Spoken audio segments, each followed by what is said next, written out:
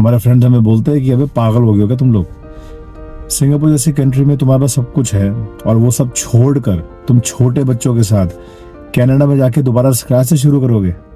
Hello जी, कैसे हैं हम सब लोग। मैं हूं हिमांशु और मैं और मेरी फैमिली कनाडा के ब्रिटिश कोलंबिया में आए थे एज न्यू इमिग्रेंट्स अप्रैल 2023 में।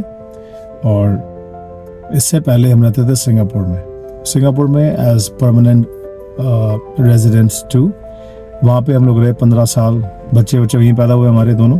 इस वीडियो में मैं आपसे ये बात शेयर करना चाहता हूँ कि हमारी जो जर्नी है फ्रॉम सिंगापुर टू कनाडा वो कैसी रही है और क्या चैलेंजेस थे mentally, mostly emotionally mentally, and then कैसे ओवरकम किया उसको हमने। सबसे बड़ी जो बात थी ना वो ये थी कि सिंगापुर के अंदर मेरा अपना काम था और वहाँ पे हम लोग वेल सेटल थे। 15 years इज़ लॉन्ग टाइम। अपना पूरा यूथ उस कंट्री को दिया एंड देन वहाँ पे घर वर सब ले लिया था हमने, अपना घर गाड़ी। तो अच्छी लाइफ चल रही थी तो सिंगापुर के अंदर, काफ़ी प्रिविलेज थी। इंडिया से बहुत नज़दीक था। ओके, तो जो हमारा because of proximity to India, वहाँ पे आना जाना, घर वालों का सिंगापुर में आना, हमारा इंडिया जाना बहुत ही आसान था, बहुत कॉमन था। You guys know how safe it is in Singapore और कितनी बड़ी फाइनेंशियल पावर है, फाइनेंशियल हब है जिसको बोलते हैं। तो वो बताने की ज़रूरत नहीं है, आपको पता है कि सिंगापुर क्या चीज़ है। तो वो सब छोड़ के कनाडा में आना हमारे लिए एक बहुत बड़ा डिसीजन था। आई थिंक अभी तक का लाइफ का सबसे बड़ा डिसीजन वही था। हमारे जो फ्रेंड्स थे सिंगापुर में, उन्होंने भी हमसे, जब उनको पता लगा कि हम आने वाले हैं, तो वो भी कहते हैं अभी पागल हो गया हो क्या, सब कुछ यहाँ पे छोड़ के सिंगापुर में तुमने जो बनाया है वो सब छोड़ के कनाडा में लाइफ को स्क्रैच से शुरू करोगे, वो भी छोटे बच्चों के साथ। तो बहुत सारे सवाल थे, बहुत सारे डाउट्स थे। हम लोग बड़े स्केप्टिकल भी हुए एट टाइम्स कि यार क्या सही कर रहे हैं कि नहीं कर रहे। लोग एक्चुअली हैरान होते थे कि तुमने ये सोचा भी क्यों कि तुम यहाँ से मूव करोगे और छोटे बच्चों के साथ में। और देखें, अगर आप रिसर्च करें तो Singapore is very hard to get PR in Singapore these days. तो ये सब होने के बावजूद हम लोगों ने डिसाइड किया कि नहीं, हम ये मूव करेंगे और हम कनाडा में आए। तो जी आज कनाडा में हो गया 1.5 साल। ओके, 1.5 सालों के अंदर यहाँ पे इतना कुछ देखा, इतना कुछ सुना और एक्सपीरियंस भी किया कि आज मैं ये बोल सकता हूँ अपने एक्सपीरियंस से कि हमने जो डिसीजन लिया था यहाँ पे मूव होने का वो सही था हमारे लिए। क्योंकि देखो, वही बात है ना यार, आई मीन या तो डर के बैठ जाओ, ठीक है, या फिर उसका सामना करो जो भी सिचुएशन आपकी लाइफ में आ रही है। तो हमको यही था यार कि ठीक है, हाँ सिंगापुर का PR था, वहाँ पे बड़े खुश थे, सब कुछ अच्छा था, लेकिन हमको ये था कि एक बार कनाडा, क्योंकि कनाडा में ना यहाँ पे एक आपको लगता है कि एक लैंडस्केप यहाँ का बहुत बड़ा है, जो कि हमारी पर्सनल प्रेफरेंस थी मेरी अपनी वाइफ की। We like big spaces, open nature, ठीक है। तो एक तो ये था कि यार वो थोड़ा सा ओपन स्पेस चाहिए हमें, and then nature, we both are nature lovers, mountains and all, you know. And then हम दोनों को ठंड अच्छी लगती है, we like winter, and Canada being a cold country, that was a perfect combination. And then opportunities की बात करें तो सिंगापुर जो है बहुत छोटी कंट्री है, आपको पता ही है। तो वहाँ पे मेरा अपना काम था फिटनेस के अंदर। I am a professional fitness trainer. मैं वहाँ पे क्लाइंट्स को ट्रेन करता था सिंगापुर में।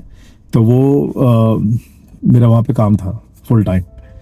तो वो सब मैंने अपनी वहाँ जगह बनाई। I mean despite Singapore being a financial hub, वहाँ पे ज़्यादातर ये फाइनेंस और अकाउंटिंग और IT बैंकिंग वगैरह की ज़्यादा बूम होती है। बट मैंने अपनी एक वहाँ पे नीच मार्केट बनाई थी। लेकिन फिर अंदर है ना एक वो था यार कि नहीं, यहाँ से बाहर निकलना है, I mean you have to explore more. But condition ये थी हमारी कि अगर कनाडा का अप्लाई करा PR वगैरह, तो अगर PR मिलेगा तो ही जाएंगे, नहीं तो धक्के नहीं खाएंगे। Work permit, LMI, student visa, ये सब चक्करों में नहीं पड़ेंगे हम लोग। अगर PR मिला तो ही निकलेंगे, नहीं तो नहीं निकलेंगे, otherwise will just stay in Singapore. But ऊपर वाले ने कुछ और हमारे लिए सोचा हुआ था। तो कनाडा का पीआर आया 3 साल के बाद, बीच में कोविड वगैरह आ गया। अप्लाई करने के बाद पीआर आया और बहुत सारा हमें रेजिस्टेंस मिला अपने फ्रेंड्स से, अपनी फैमिली मेम्बर्स से। कहते कि मत जाओ, दोबारा सोच लो, बहुत उन्होंने बोला हमें, लेकिन हमने we chose to take this step and then we finally in Canada. अब कनाडा आने के बाद जो यहाँ की हमने स्ट्रगल्स देखे हैं वो अपनी जगह पे हैं, क्योंकि मेंटली प्रिपेयर्ड थे हम लोग। हमें इतने, तो इसमें 2-3 चीज़ें ये हैं कि एक तो कुछ तो ऐसे भी थे हमारे दोस्त जो बहुत ही मोटिवेट करते थे कि अच्छी बात है, तुम्हें जाना चाहिए। Those who were like Americans and all, मेरे क्लाइंट्स थे, मेरे बड़े बहुत अच्छे फ्रेंड्स भी थे जो कि इंडियन अमेरिकन्स हैं। तो उन्होंने कनाडा देखा हुआ है, they know like north America. तो उन्होंने बोला कि नहीं, आपको जाना चाहिए और it's a different world all together. Friends हमारे कहते थे कि यार पहले ना तू खुद जा, अब अकेला जा और वहाँ पे थोड़ा सेटल हो जा, जॉब ढूंढ ले और उसके बाद फिर अपने फैमिली को लेके जाना, क्योंकि बच्चे छोटे हैं, यू नो। तो नई कंट्री है, वेदर ठंडा होएगा तो थोड़ा सा प्रॉब्लम ना हो जाए।